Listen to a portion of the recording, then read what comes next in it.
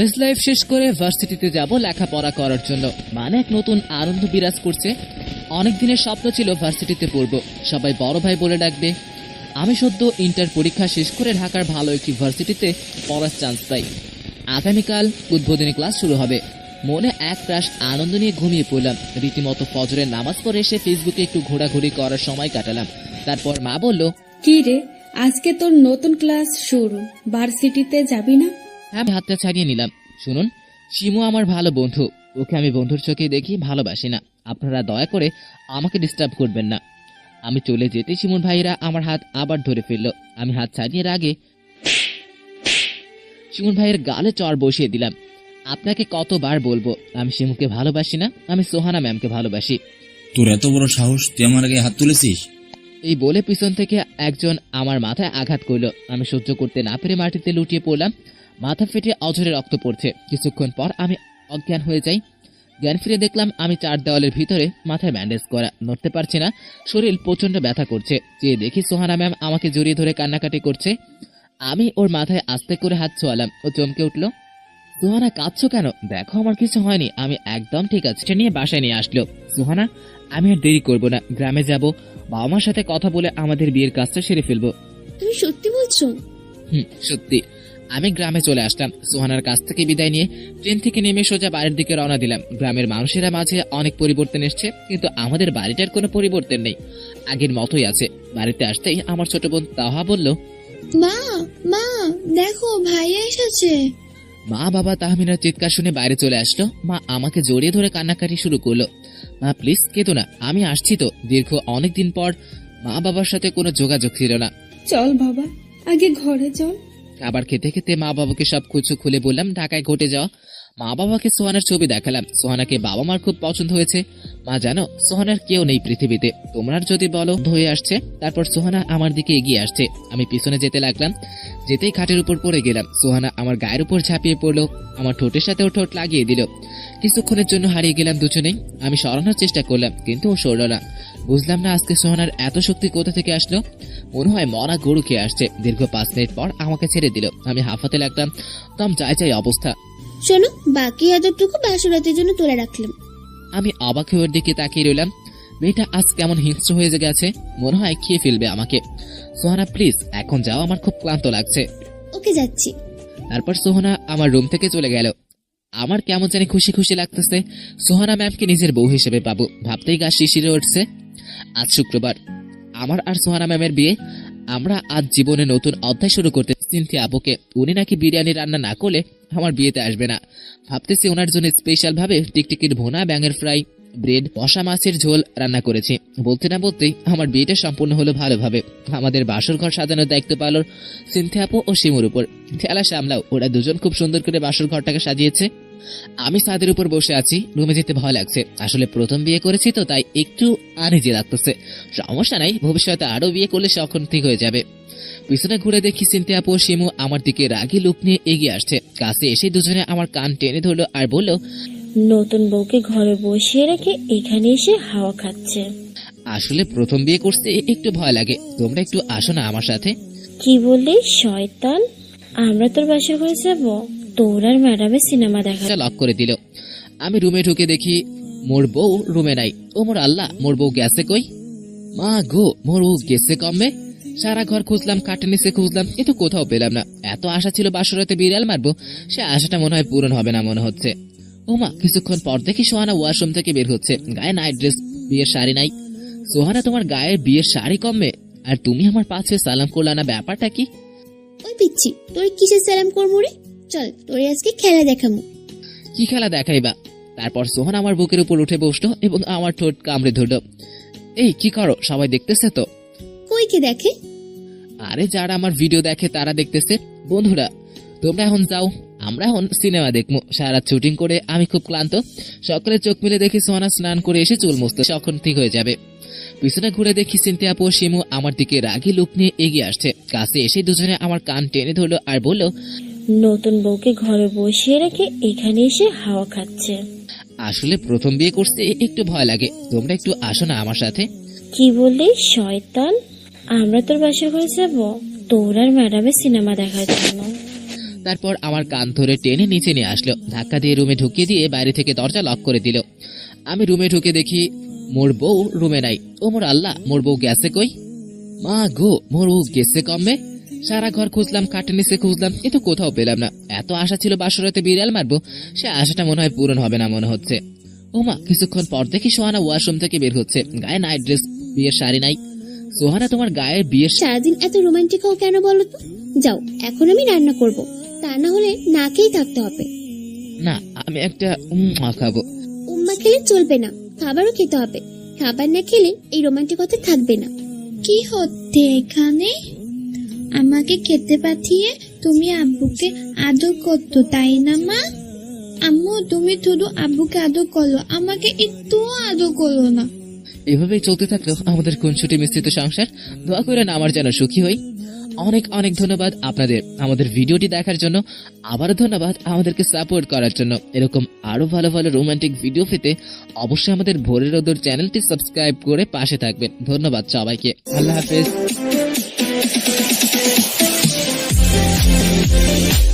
আপনারা যা ভালো মনে করেন তাই।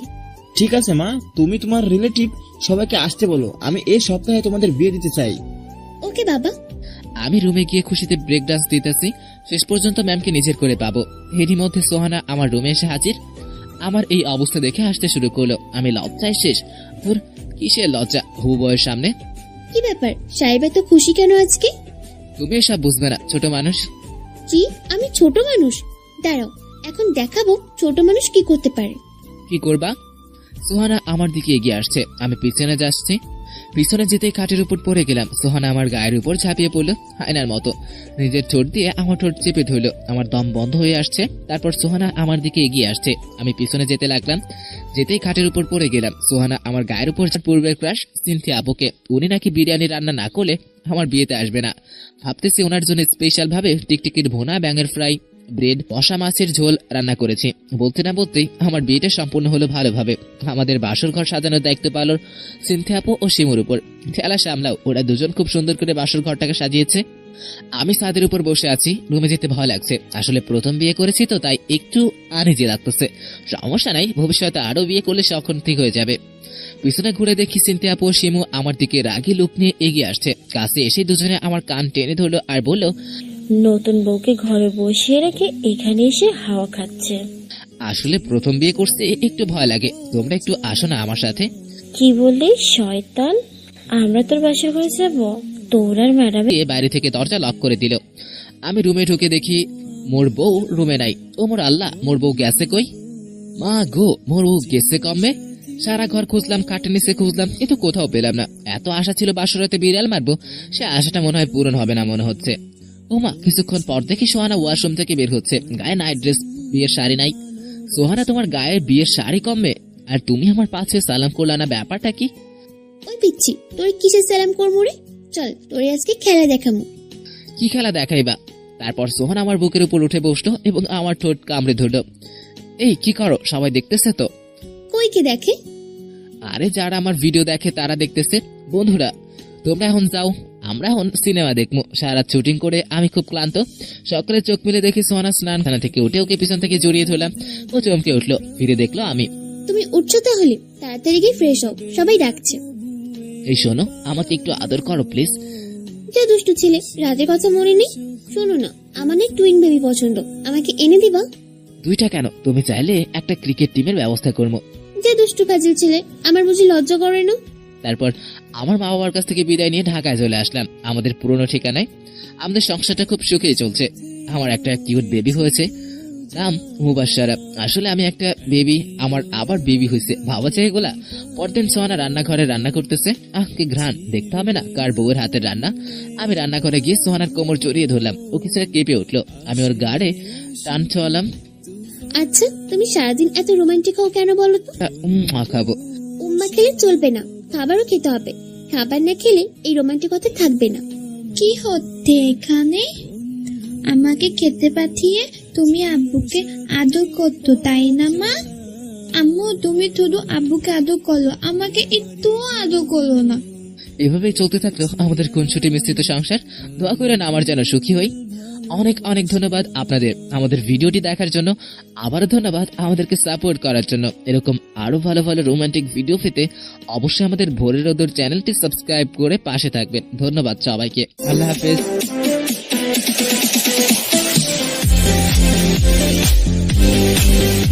তাহলে তারপর ম্যাডামকে নিয়ে বের হলাম। ইতিমধ্যে একটা ফুলের দোকানের সামনে গাড়িটা থামালো।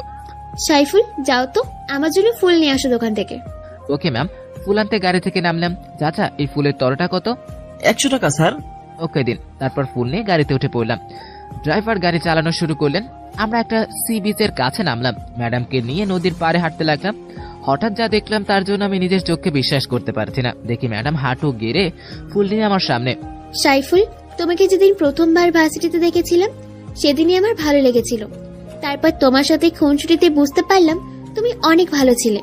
তোমার কিছু হলে নিজেকে আমি কন্ট্রোল করতে পারতাম না। কখন যে তোমার প্রতি উইকনেস ফিল করলাম নিজেও জানি না। অনেক ভাবলাম তোমার সাথে এসব ঠিক হবে কিনা। তুমি আমার 3 বছরের ছোট। পরে বুঝলাম ভালোবাসা কখনো বয়স নিয়ে হয় না। ভালোবাসা হলো দুটি মনের মিলন। Do you love me? Can you be girlfriend and boyfriend? Sorry madam, এটা কখনো সম্ভব নয়। তাছাড়া আপনি কোথায় আর আমি কোথায়, সমাজ কখনো এটা মেনে নেবেন না। আমি কিছু শুনতে চাই না, কিছু বুঝতে চাই না। তুমি না বললে আমি নিজেকে শেষ করে ফেলবো, আর কোনোদিন আমাকে দেখতে পাবে না। আমি মাথা নিচু করে দাঁড়িয়ে রইলাম। পরক্ষণে মাথা উঁচু করে ম্যাডামকে আর দেখতে পাচ্ছি না। ম্যাডাম কোথায় আপনি? দৌড়ে নদীর কাছে গেলাম, কিন্তু ম্যাডামকে কোথাও দেখতে পেলাম না। আমি আর নিজেকে কন্ট্রোল করতে পারলাম না। অজান্তেই চোখে জল আসতে শুরু করলো। কান্না করতে করতে চিৎকার করে বললাম, ম্যাডাম আমিও আপনাকে ভালোবাসি, অনেক বেশি বেশি ভালোবাসি। I love you madam. পরক্ষণে পানির মধ্যে কিছু নড়তে থাকলো।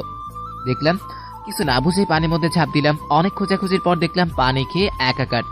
ম্যাডামের কোনো হুঁশ নেই। আমি চিৎকার করে কান্না করতে করতে বললাম, ম্যাডাম চোখ খুলুন, আপনাকে ছাড়া আমি বাঁচবো না। আমি যে আপনাকে খুব ভালোবেসে ফেলেছি। ড্রাইভারকে নিয়ে কোলে করে গাড়িতে এনে ম্যাডামকে হাসপাতালে নিয়ে গেলাম। তারপর ডাক্তার ডাক্তার বলে চিৎকার করতে লাগলাম। তখন ডাক্তার বলল, কি হয়েছে ওনার? উনি আমার উপর অভিমান করে পানিতে ঝাঁপ দিয়েছে। প্লিজ ডাক্তার ওনাকে বাঁচান, না হয় আমি বাঁচবো না। আপনি শান্ত হন, আমরা দেখছি। এই বলে ডাক্তার ম্যামকে আইসিইউতে নিয়ে গেলেন আর আমাকে বাইরে থাকতে বললেন। বলতে না বলতেই আমাদের ভার্সিটির সকল শিক্ষক ও ছাত্রছাত্রীরা চলে আসছেন খবর পেয়ে। আমি বসে কান্না করতে লাগলাম। তখন প্রিন্সিপাল স্যার বলল, সাইফুল, সোহানা ম্যাডামের কি অবস্থা? উনি ঠিক আছেন তো? স্যার আমি জানি না। ডাক্তার আইসিইউতে নিয়ে গেল। চিন্তা করো না ম্যাডাম, ঠিক হয়ে যাবে। তারপর স্যার চলে গেল। ভার্সিটির সবাই একে একে আমাকে সান্ত্বনা দিতে লাগলেন।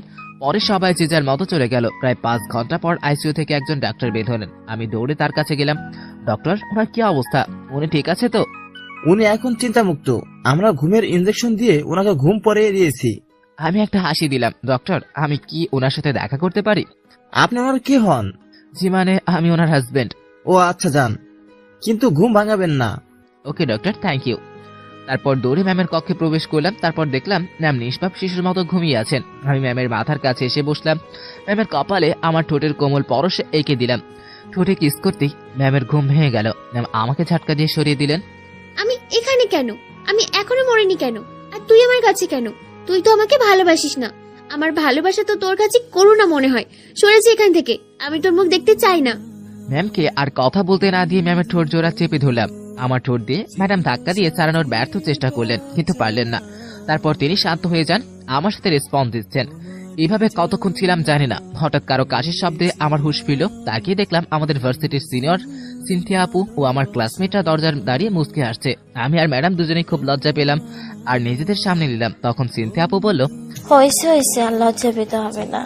20 মিনিট ধরে দাঁড়িয়ে ফ্রি সিনেমা তো দেখে নিলাম। ভার্সিটির সিনিয়র সিনথিয়া আপু, উনি আমার অতীতের ক্রাশ ছিল। একবার প্রপোজও করেছিলাম, উনি রাজি হয়নি। উনি বলে আমি নাকি পিচ্চি পোলা। এবার তো দেখিয়ে দিলাম আমি কি পারি। সামনে দেখেন কি হয়। সিনথিয়া আপুকে মেন করে মনে মনে বললাম। তারপর আমি উঠে রিসেপশনে গিয়ে টাকা জমা দিয়ে ম্যাডামের রিলিজ লেটার নিয়ে আসলাম। রুমে ঢুকতেই দেখি সিনথিয়া আপু ও বাকিরা ম্যাডামের সাথে হেসে হেসে কথা বলছে। আমি ঢুকতেই, কি দুলাভাই, কি খবর? ভালোই তো চলছে সিনেমা। আমি লজ্জা পেয়ে মনে মনে বললাম, তামসা দেখছো, ক্রাশের মুখেও দুলাভাই ডাক শুনতে হয়। আল্লাহ, সিনথিয়া আপুর যেন জীবনেও বিয়ে না হয়, দোয়া করে দিলাম। তারপর ম্যাডামকে রিলিজ করে ম্যামের বাসায় চলে আসলাম। আমি ম্যামকে কোলে করে নিয়ে ওনার রুমে শুইয়ে দিলাম আর আমি ফ্রেশ হতে আমার রুমে চলে গেলাম। বিকেলবেলা ম্যাডামকে দেখতে তার রুমে আসলাম। তারপর যা ঘটলো, তারপর ম্যাডামকে ডাক দিলাম, কিন্তু কোনো সারা শব্দ পেলাম না। চিন্তায় পড়ে গেলাম, ম্যাডামের কোনো বিপদ হলো না তো। রুমে এসে ম্যাডামকে খুঁজতে লাগলাম, কিন্তু কোথাও খুঁজে পাচ্ছি না। হঠাৎ দেখি ম্যাডাম ওয়াশরুম থেকে বের হচ্ছেন। আমাকে দেখা মাত্রই জোরে চিৎকার করে উঠলো, শয়তান, তুই আমার রুমে কি করছিস? বের হ বলছি।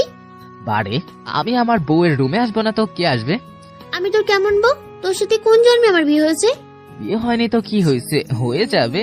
জানো তোমাকে আজ খুব বিশ্রী দেখাচ্ছে। ওয়াক! কি বলি তুই? কুত্তা, কনপচা বান্দর, শয়তানের খালাতো ভাই, পেতনির জামাই, রাক্ষসী দেবর আমাকে বিশ্রী দেখাচ্ছে। দাঁড়া, তোর একদিন আর আমার যে কদিন লাগে। আমাকে মারার জন্য ধাওয়া করছে, আমিও দৌড় দিলাম।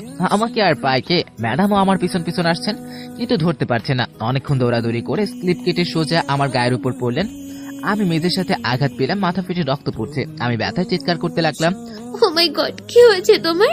তোমার মাথা ফেটে তো রক্ত পড়ছে। এ আমি কি করলাম? আমার জন্যই তোমার এই অবস্থা। ম্যাম তাড়াতাড়ি ডাক্তারকে ফোন করেছেন। ডাক্তার এসে আমার ট্রিটমেন্ট করলেন। আমি এখনো সেন্স হারাইনি। মেডিসিন লিখে দিয়ে ডাক্তার চলে গেলেন। ম্যাডাম ড্রাইভারকে দিয়ে মেডিসিন গুলো আনলেন। ম্যাম আমার কাছে বসে কান্না করতে লাগলেন। ম্যাম প্লিজ এভাবে কাঁদবেন না, আমার কিছুই হয়নি। ওই, আমাকে আর ম্যাম ম্যাম বললে আর একটা বাড়ি দিয়ে মাথা ফাটিয়ে দিব। ওকে মাই ডিয়ার সোহানা ম্যাম। আবার ম্যাম? Sorry dear. তারপর ম্যাডাম নিজের হাতে আমাকে খাবার খাইয়ে দিল, তারপর মেডিসিন খাওয়ালেন। এভাবে প্রায় এক সপ্তাহ চলতে থাকে। আমি আস্তে আস্তে খুব সুস্থ হয়ে উঠি। অনেকদিন পর ভার্সিটিতে যাব ভাবছি, সামনে আবার এক্সাম আছে। ম্যামের গাড়িতে করে ভার্সিটিতে রওনা দিলাম। ভার্সিটিতে নেমে ম্যাডামের টিচার্স রুমে আর আমি ক্লাস দিকে রওনা দিলাম। হলের ভিতরে ঢুকতেই সিনথিয়া আপু ও তার বান্ধবীরা আমাকে ঘিরে ধরলেন আর বলল, কি খবর দুলা ভাই, বিয়ে করবেন কবে? কার বিয়ে? কিসের বিয়ে? কার সাথে বিয়ে? কেন, সোহানা ম্যামের সাথে তোর বিয়ে?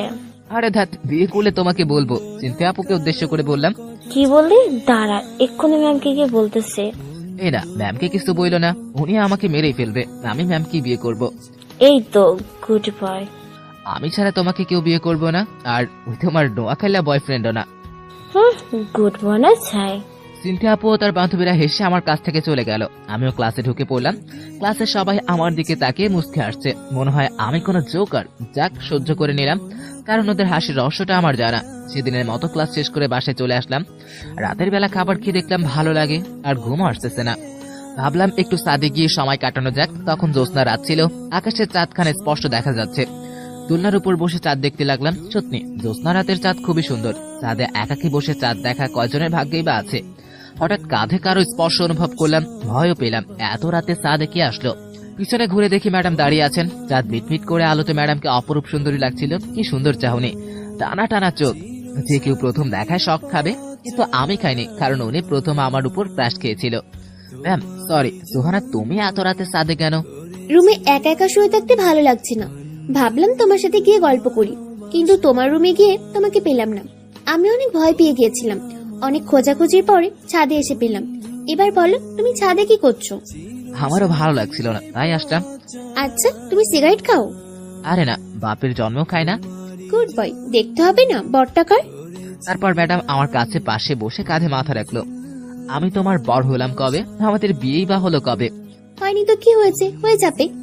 আমি তোমাকে বিয়ে করব না, কারণ থার্ড ইয়ারে সিনথিয়া আপু তোমার আগে আমাকে প্রপোজ করেছিল, আর উনি আমার খুব কেয়ার করে। ম্যামকে রাগানোর জন্য কথাটা বললাম। কি বললি তুই? সিনথিয়া তোকে প্রপোজ করেছে? ওর এত বড় সাহস আমার জিনিসে হাত বাড়ায়? ওকে তো আমি মেরেই ফেলবো। বলেই চলে যেতে লাগলো। আমি এক টানে পাশে বসিয়ে দিলাম। আমি ম্যামের খুব কাছে চলে আসলাম। দুজনের নিঃশ্বাস ভারী হয়ে আসছে। ম্যামের ঠোঁটের সাথে আমার ঠোঁট লাগিয়ে দিলাম। ওভাবে অনেকক্ষণ চললেও ম্যামও আমাকে ছাড়তে চাইছেন না। কিছুক্ষণ পর ছাড়লো। দুজনেই হাঁফাতে লাগলাম। হাঁফানো শেষে ম্যাডাম বলল, সাইফুল, তুমি কখনো আমাকে ছেড়ে যাবে না তো? হঠাৎ এমন কথা কেন বলছো? আমি কোথাও যাব না তোমায় ছেড়ে। না মানে, আমার কেমন জানি ভয় হচ্ছে। আমি সোহানা ম্যামকে জড়িয়ে ধরে বললাম, আমি আমার পাগলি ম্যামটাকে ছেড়ে কোথাও যাব না, সারা জীবন ভালোবাসবো। আচ্ছা, আমাকে একটা গান শোনাও। কি? আমি গান গাইবো? আমি গান পারি না। আমি কিন্তু রেগে যাচ্ছি, যা পারো শোনাও। কি আর করার, বাধ্য হয়ে গান গাইতে শুরু করলাম। হ্যাপাচ্ছে এরে গেলে মনের মানুষ আর তো পাবো না, না না যেতে দিব না, তোমায় হৃদ মাঝারে রাখবো, ছেড়ে যাব না। ওয়াও, তুমি তো ফাটিয়ে দিয়েছো। তোমার ভয়েস তো খুব সুন্দর। তুমি কোথায় গান শিখেছো? কোথাও না, নিজে নিজে শিখেছি। আচ্ছা, তুমি গান গাইতে পারো না? হ্যাঁ পারি তো, কিন্তু এখন শোনাবো না, সময় হলে শোনাবো। চলো রুমে যাবো, অনেকক্ষণ হলো ছাদে আসলাম। ওকে চলো। পাটা গেল রে, আমি হাঁটতে পারছি না, আমাকে একটু কোলে করে নিয়ে যাও। না আমি পারি না। ওকে, তাহলে আমিও যাব না। উনার অভিনয়ের কাছে হার মারলাম, বাধ্য হয়ে কোলে নিলাম। ওমা কি ময়দার বস্তা রে। আচ্ছা তুমি কোন গোদামের চাল খাও?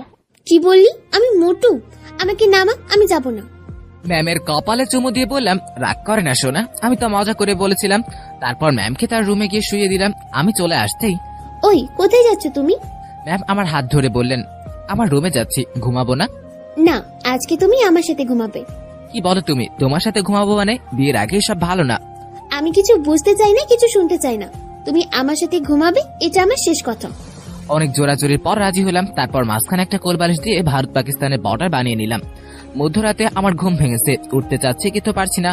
পরে দেখি ম্যাম বর্ডার ক্রস করে আমার গায়ের উপর শুয়ে আছেন। আমি আর সরালাম না। ঘুমন্ত অবস্থায় ম্যামকে ঘুমন্ত পরীর মতো দেখাচ্ছে। কোন এক কবি বলেছেন, ঘুমন্ত অবস্থায় যে নারীকে সুন্দর দেখায় সেই প্রকৃত সুন্দরী।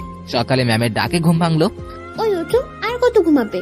ম্যামকে জড়িয়ে ধরে বললাম, আর একটু ঘুমাতে দাও না। ওঠো বলছি, নয়তো পানি ঢেলে দিব। আর কথা না বলে উঠে পড়লাম। দুজনেই ব্রাশ করে ফ্রেশ হয়ে নিলাম। প্রথম বর্ষের পরীক্ষা শুরু হয়ে গেছে। ভালোভাবে পরীক্ষাটা দিলাম।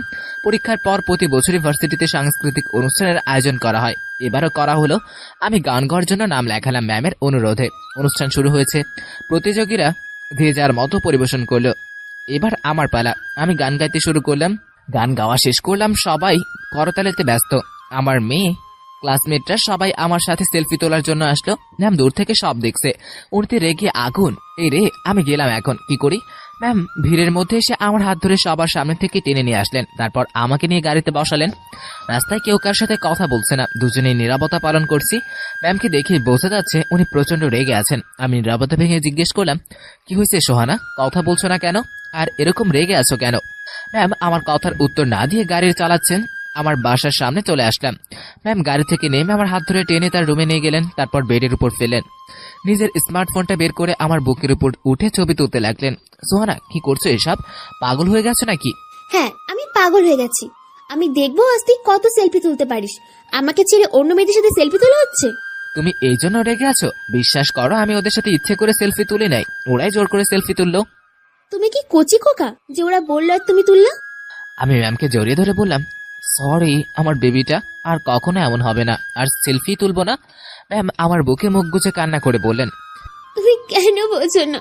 আমি তোমার বেশি অন্য কাউকে সহ্য করতে পারি না। এই কারে ধরলাম, আর এমন হবে না, এবার কান্না থামাও প্লিজ। তারপর ম্যাম কান্না থামিয়ে ফ্রেশ হতে চলে গেলেন। আমিও আমার রুমে গিয়ে ফ্রেশ হয়ে নিলাম। এদিকে আমার প্রথম বর্ষের পরীক্ষার রেজাল্ট দিয়েছে। আমি রেজাল্ট দেখতে ভার্সিটিতে চলে গেলাম। রেজাল্ট দেখে আমি তো অবাক। অনেক ভালো রেজাল্ট করেছি। আসলে এই সবকিছুর ম্যামের জন্যই সম্ভব হয়েছে। তিনি আমাকে হেল্প না করলে হয়তো ভালো রেজাল্ট করতে পারতাম না। ভাবলাম তাড়াতাড়ি ম্যামকে গিয়ে ধন্যবাদ দিব। হাসি মুখে ভার্সিটি থেকে বের হতে লাগলাম। পিছন থেকে কে যেন আমার নাম ধরে ডাক দিল। হাই, আমি শিমু, তোমার classmate, and congratulation for make a brilliant result. Thank you Shimu. আমরা কি বন্ধু হতে পারি? ওহ শিওর, কেন নয়। তারপর শিমুর কাছ থেকে বিদায় নিয়ে বাসায় চলে আসলাম। বাসায় এসে যা দেখলাম তা আমি তো অবাক। দেখি ম্যাম আয়নার সামনে দাঁড়িয়ে চুল ঝাড়ছেন। আমি আস্তে আস্তে গিয়ে ম্যামকে পিছন থেকে জড়িয়ে ধরলাম। ম্যাম চমকে উঠলেন। পিছন ফিরে তাকিয়ে দেখে আমি। ও তুমি? আমি তো ভয় পেয়ে গেছিলাম হঠাৎ এভাবে। সোহানা আমি বেস্ট রেজাল্ট করেছি। বলো কি? Congratulation for make a good result. এই বলো না, আমাকে বিয়ে করবে কবে? আমার আর দেরি সহ্য হচ্ছে না। তোমাকে ছাড়া আমি কিছুই ভাবতে পারছি না। আমার কয়েকটা দিন অপেক্ষা করো, তারপর গ্রামে গিয়ে বাবা মার কাছে গিয়ে তোমার ব্যাপারে বলবো। তখনই তাদের বলে তোমাকে বিয়ের কথা বলবো। আর অনেকদিন হলো বাবা মাকে দেখি না, তাদের দেখতে খুব ইচ্ছে হচ্ছে। ম্যাম আমাকে চুমু খেয়ে বলল, এই তো আমার বাবুটা লক্ষ্মী ছেলের মতো কথা বলেছে। কবে যাচ্ছ গ্রামে? আমাকেও সঙ্গে নিয়ে যাবে, কিন্তু আমি তোমাকে ছাড়া থাকতে পারবো না। না তোমাকে এখন নিয়ে যাওয়া যাবে না, সবাই খারাপ ভাববে। আগে সব ঠিকঠাক করি, তারপর তোমাকে নিয়ে যাব। ওকে আমার বাবুটা, তুমি যা বলবে তাই হবে। এবার আমাকে ছাড়ো, আমি ফ্রেশ হবো। ওকে যাও, ফ্রেশ হও কি। তারপর রুমে গিয়ে ফ্রেশ হয়ে নিলাম। হঠাৎ কিসের যেন কাঁপাকাঁপি অনুভব করলাম। ভাবলাম আবার ভূমিকম্প হলো না তো। পরে দেখি মোবাইল সাইলেন্ট করা।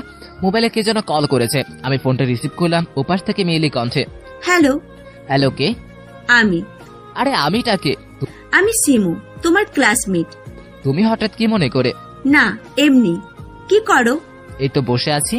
আচ্ছা, বিকালে একটু দেখা করতে পারবে পার্কে? কেন? দরকার আছে, প্লিজ না করো না। ওকে আসবো। আমি রেডি হয়ে পার্কের দিকে রওনা দিলাম। গিয়ে দেখি আশেপাশে সব কাপড়রা নিজেদের মধ্যে কারবার করছে। বাকিটা আপনারা বুঝে নেন, আমি বলবো না।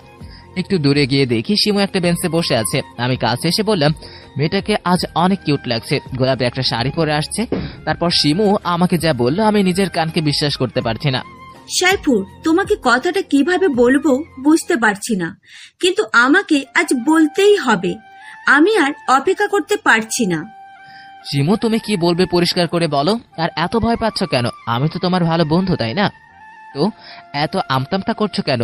সাইফুর, আমি আজ পর্যন্ত কোনো ছেলের দিকে ভালো করে তাকাইনি, আর কেউ আমার দিকে তাকানোর সাহসও পাচ্ছে না, কারণ আমার বাবা এখানকার এমপি আর ভাইয়ারা বড় লিডার। কিন্তু তোমাকে যেদিন প্রথম দেখেছি সেদিন আমার ভালো লেগেছিল। আমি ভেবেছিলাম হয়তো এটা আমার আবেগ, পরে দেখলাম এটা কোনো আবেগ না, আমি সত্যি তোমাকে ভালোবেসে ফেলেছি। প্লিজ তুমি আমাকে ফিরিয়ে দিও না। শিমুর কথা শুনে আমার গা থেকে ঘাম বের হচ্ছে। আমি কোনো কথা বলতে পারছি না। কি হলো সাইফুর, কথা বলো না কেন? বলো তুমিও আমাকে ভালোবাসো। শিমু, তুমি যা বলছো তা কখনোই সম্ভব নয়। আমি তোমাকে ভালো বন্ধু ভাবি, এর চেয়ে বেশি ভাবতে পারি না। আর তার চেয়ে বড় কথা হলো আমার গার্লফ্রেন্ড আছে। দয়া করে এসব বলে আমাদের বন্ধুত্বটা নষ্ট করো না। আমার কথাগুলো শুনে শিমু অঝরে কান্না করতে লাগলো। খুব কষ্ট হচ্ছে ওর জন্য, কিন্তু কি করব, আমার হাত তো বাঁধা। মনে রেখো, যদি এই জীবনে তোমাকে না পাই তাহলে আমি নিজেকে শেষ করে ফেলবো, কখনো আমাকে দেখতে পাবে না। শিমু প্লিজ, পাগলামো করো না। আমরা সারা জীবন ভালো বন্ধু হয়ে থাকবো। আমাকে কথা বলতে না দিয়ে কান্না করতে করতে সেখান থেকে চলে গেল। আমি মূর্তি হয়ে সেখানে দাঁড়িয়ে রইলাম। কি করব কিছুই বুঝতে পারছি না। মেয়েটা আবার কি না কি করে বসে। যে জেদি মেয়ে, না না, আমি সোহানার সাথে প্রতারণা করতে পারবো না। যে মানুষটা আমাকে এত ভালোবাসে, আমি কিভাবে তাকে ছেড়ে যাব? না, আমি এটা করতে পারবো না। এসব ভাবতে ভাবতে বাসায় চলে আসলাম। বাসায় এসে রুমে গিয়ে বসে পড়লাম আর ঘটনাগুলো ভাবতে লাগলাম। এমন সময় সোহানা ম্যাম আমার রুমে আসলো। সাইফুল, তোমার কি হয়েছে? এমন মনমারা হয়ে বসে আছো কেন? প্লিজ আমাকে সব খুলে বলো। আমি আর সহ্য করতে না পারে ম্যামকে জড়িয়ে ধরে কান্না করতে লাগলাম। সাইফুল, প্লিজ কান্না করো না, আমি স্থির থাকতে পারছি না। তারপর কান্না থামিয়ে ম্যামকে সবকিছু খুলে বললাম। সোহানা, আমি তোমাকে খুব ভালোবাসি, তোমাকে আমি ছাড়তে পারবো না। সোহানাকে জড়িয়ে ধরে কান্না করে বললাম। ম্যাম আর স্থির থাকতে না পেরে ধরে কান্না শুরু করলেন। জানো সোহানা, আমার খুব ভয় হয়, কারণ ওর ভাইয়া খুব ভয়ঙ্কর গোন্ডা বদমাস। ওরা যদি তোমার কোনো ক্ষতি করে। তুমি কোনো চিন্তা করো না, আমি তোমাকে ছেড়ে কোথাও যাব না। কেউ আমাদের কোনো কিছু করতে পারবে না, আল্লাহ আমাদের সাথে আছে। পরে ম্যামকে জড়িয়ে ধরে কতক্ষণ কান্না করেছিলাম জানি না। ওদিকে শিমুর কোনো খাওয়া দাওয়া নেই, দরজা বন্ধ করে শুধু কান্না করে, না খেয়ে রোগা হয়ে গেছে। তখন শিমুর বাবা শিমুকে বলে, মা তোর কি হয়েছে বল আমাকে, ঠিক মতো খাচ্ছিস না কেন? খাচ্ছিস না, সারাদিন শুধু কান্না করিস। শিমু কোনো কথা না বলে শুধু কান্না করে। তারপর শিমুর বাবা চলে গেল। কিছুক্ষণ পর শিমুর বড় ভাই শিমুর রুমে আসলো আর বলল, শিমু বোন আমার, তোর কি হয়েছে বল আমাকে। কেউ কি তোকে কিছু বলেছে? তুই শুধু একবারও নাম বল, আমি ওর মাথা কেটে পায়ের কাছে নিয়ে আসবো। তোর কান্না আমরা সহ্য করতে পারছি না। ভাইয়া, আমি সাইফুরকে ভালোবাসি, ওকে ছাড়া আমি বাঁচবো না। ওকে তুমি আমার কাছে এনে দাও প্লিজ। বোন তুই কোনো চিন্তা করিস না, আমি যেভাবে হোক তোর ভালোবাসা মানুষকে তোর কাছে নিয়ে আসবো। তুমি সত্যি বলছো ভাইয়া? সাইফুরকে আমার কাছে নিয়ে আসবে?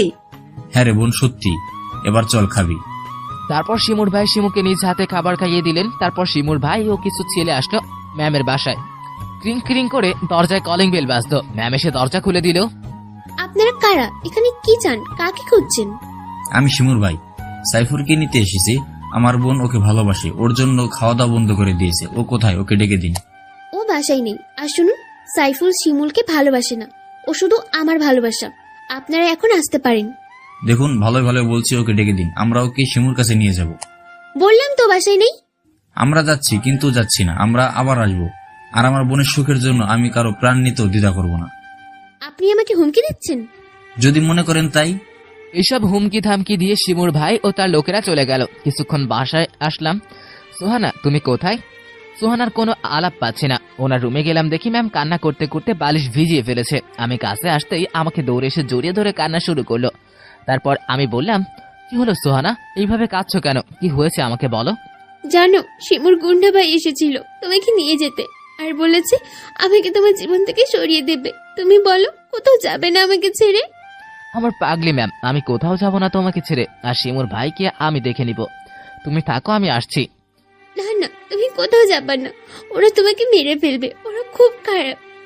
আমার কিছু হবে না, আমি যাবো আর আসবো। তারপর সেখান থেকে শিমুর বাড়ির উদ্দেশ্যে রওনা দিলাম। তারপর ইতিমধ্যে দেখলাম শিমুর ভাই ও তার লোকের একটা দোকানে বসে চা খাচ্ছে। আমি তাদের কাছে যেতেই শিমুর ভাই বলল। এই ছেলে এদিকে আসো।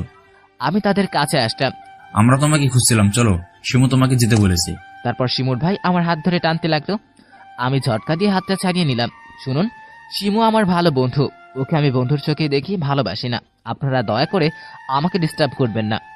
আমি চলে যেতে শিমুর ভাইরা আমার হাত আবার ধরে ফেললো। আমি হাত ছাড়িয়ে আগে শিমুর ভাইয়ের গালে চড় বসিয়ে দিলাম। আপনাকে কতবার বলবো আমি শিমুকে ভালোবাসি না, আমি সোহানা ম্যামকে ভালোবাসি। তোর এত বড় সাহস, তুই আমার আগে হাত তুলেছিস? এই বলে পিছন থেকে একজন আমার মাথায় আঘাত করলো। আমি সহ্য করতে না পেরে মাটিতে লুটিয়ে পড়লাম। মাথা ফেটে অঝরে রক্ত পড়ছে। কিছুক্ষণ পর আমি অজ্ঞান হয়ে যাই।